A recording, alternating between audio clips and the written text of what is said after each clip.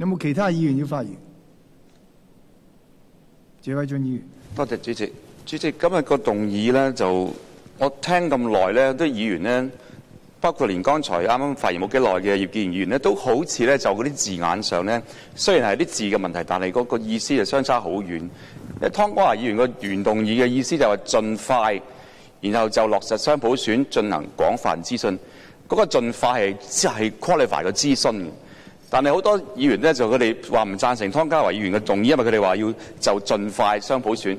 即係將個盡快落咗係雙普選嗰度，咁變咗咧就大家喺度你猜我估咧，搞到大家都好似喺度即係cross purpose， 即係大家唔對聽咁講嘢。咁呢個當然係字眼上嘅小嘅意思問題，但係更加重要咧，反映咗我哋其實就恐怕好多我哋議會嘅同事都唔好講出邊嘅市民，就好多政治上嘅問題，就我哋議會嘅運作，好多時咧都仍然係處於相對嚟講係幼稚嘅水平。我用幼稚嘅水平咧，因為好多政黨。包括話發呢啲乜嘢嘅要你告我誹謗啦呢啲咁，即係可以一笑，可以係抽水。但係如果大家看喺心裏邊咧，覺得呢啲政黨係咪即係一個大嘅政黨，一個深受教育嘅政黨，係真係能夠真係充分代表香港廣泛市民對佢有信心嘅政黨所做嘅嘢咧？主席，我就絕對贊成咧，係盡快咧就我哋嘅政改。盡快諮詢，但係諮詢之前呢，我覺得更加重要呢就係，正如我哋問一啲人，你點睇法律意見啊？呢個 case 點判啊？你對嗰啲人啊，對於法律有基礎認識、關注，你問佢先有意思嘅。同樣道理呢，你問一啲人對於政改點睇啊？你對嗰啲對象係需要對政治議題有基礎上嘅認識，嗰個諮詢先有意思嘅。所以我覺得咧，如果就與其話我哋盡快諮詢咧，我覺得更加迫切咧，就要盡快咧，政府牽頭咧，我哋所有任何有心為香港前途着想人咧，都應該就我哋香港市民對於政治嘅認識、基本興趣、基本認識係落功夫。政府更加係應該不遺餘力咧，係要廣泛地令到市民咧係真真正正認識咩叫一國兩制，咩叫政治，咩叫政改。多啲認知之後咧，先作嗰個諮詢，先至係有意思嘅。咁呢個正如好似我記得係李國麟議員有提過呢一樣嘢，亦都有同事咧講過話呢個諮詢咧係要有質素嘅諮詢，應該係廖長成議員所講先有意思。否則嘅話呢個諮詢咧，只不過係問下佢香港不幸地經過咁多年嘅一啲嘅傳媒嘅相對，我認為係有既定原則嘅報導。有啲嘅議員，有啲嘅政治人士對於某啲嘅睇法嘅偏頗，特別就功能組別咁多年嚟被即係落咁多嘅有顏色嘅毒藥咧，毒害之後咧，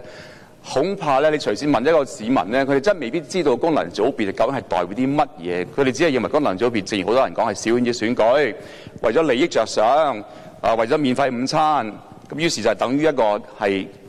洪水猛獸，於是要盡快隨之而後快。但係事實上有幾多人真真正正係有咁嘅時間、有咁嘅興趣去真係理解功能組別係乜嘢嘅法源呢？佢背後嘅理念係點呢？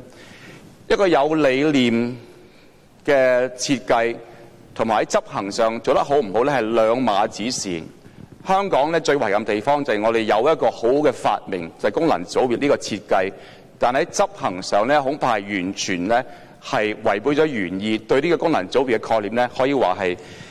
非常之係令到佢呢無冤無白地呢係受咗好多不必要嘅誤解。點解呢？就包括李卓人剛才都仲喺度講緊話，喂，功能組別出嗰啲咩專業啊嗰啲咁，但係實際功能組別啊，唔好忘記啦，係我哋有幾位唔需要選舉嘅功能組別裏邊係代表工人界別嘅利益嘅人士出嚟。而事實上咧，功能組別如果執行得好嘅話咧，係真真正正可以咧係令到我哋淨係靠地區直選所產生嘅，譬如話我哋而家將現有嘅地區直選嘅議員再乘二，變咗兩個黃毓民、兩個長毛、兩個陳偉業，再乘二嘅話咧，其實個意思咧係咪真係咁大咧？對我哋真係係咪香港嘅廣泛代表性有幫助咧？呢啲係值得大家深究。功能組別嘅詬病就係我哋根本就唔應該有。事實上，我哋上一屆我哋啱啱選舉有16個功能組別嘅議員係唔需要選舉而獲當選嘅咧，呢個咧本身係個控訴嚟嘅。真正係健康嘅有代表性功能組別係唔應該係唔需要參選都獲選嘅。咁呢個係我哋執行上有問題。咁多年嚟政府，包括梁振英先生本人，97以前回歸前，佢作為秘書長，好多嘢我哋冇做嘅，好多嘢係做得慢嘅，好多嘢不善進取、不善改變嘅，都應該係難辭其咎。但係功能組別本身呢，我覺得係需要，亦都值得，亦都 deserve 一個我哋真正認識嘅機會之後呢，先至去再決定究竟香港點樣行法。所以喺本質上呢，我係唔同意呢，就好似有啲同事講呢，我哋要將我哋而家嘅諮詢呢已經係落死框架框死咗佢，就我哋都未經過諮詢，甚至未經過我哋嘅教育啊，就已經馬上要我哋將我哋嘅將來嘅發展方向呢鎖死咗佢。主席，我同意你曾經我聽過你講過呢，我哋落實雙普選呢係好多問題需要解決嘅。其中一個論壇一個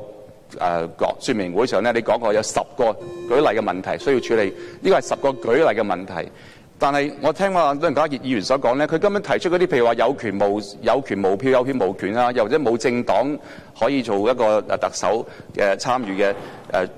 嘅特首啊，呢啲冚唪唥都係我哋需要面對、需要解決、需要研究嘅問題，唔係話我哋呢就可以一去就去選舉。但係恐怕我哋而家政府呢，呢個而家連開始都唔開始，連宣傳都唔宣傳，連教育都唔教育，當然唔好提諮詢啦。咁嘅做法對香港人係不義嘅。我哋需要咧向一個健康嘅民主之路進發嘅話，係需要盡快